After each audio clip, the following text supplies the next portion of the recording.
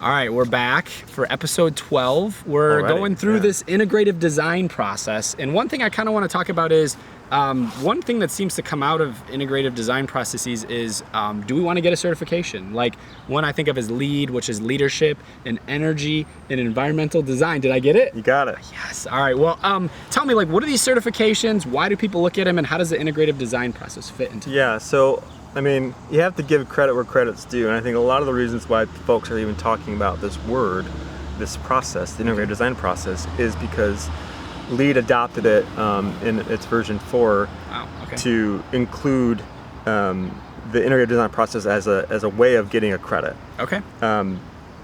And what happened is folks were like, hey, that's an opportunity on the scorecard, let's talk about it.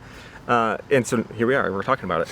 But I've tried to take it a little bit and apply it to other rating systems too, right? Because there's a whole plethora of them. There's WELL, which is kind of new to the market. Living Building Challenge has been around for a bit. LEED, obviously, but Sustainable Sites. There's all these other sorts of frameworks to help us understand different things.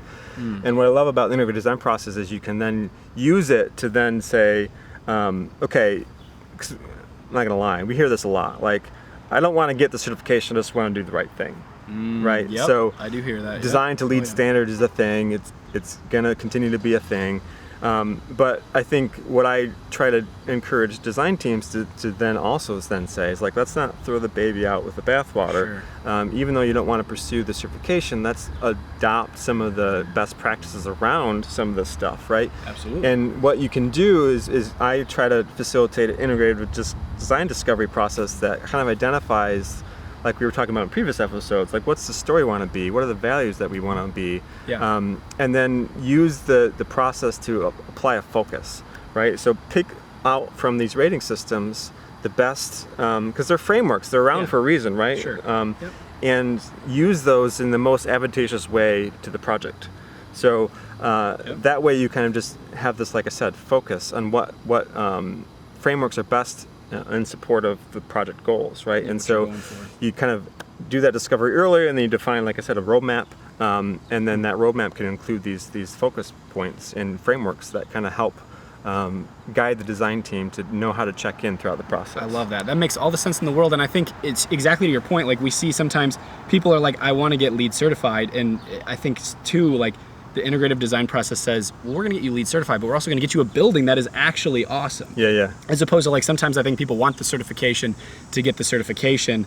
This could be a way to make sure that, yeah, you're getting the certification, but you're also getting a really, like, forward-thinking and progressive building that people want to be. Yeah. I think that's sweet. And it provides, like, I know we're out of time, but this is one last thing.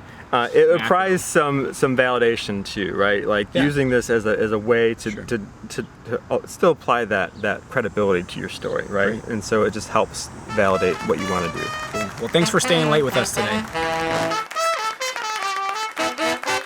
This nerdy guy just loves reading, and so his wife is like nagging him the whole episode, and like never lets him read. And he works at this bank.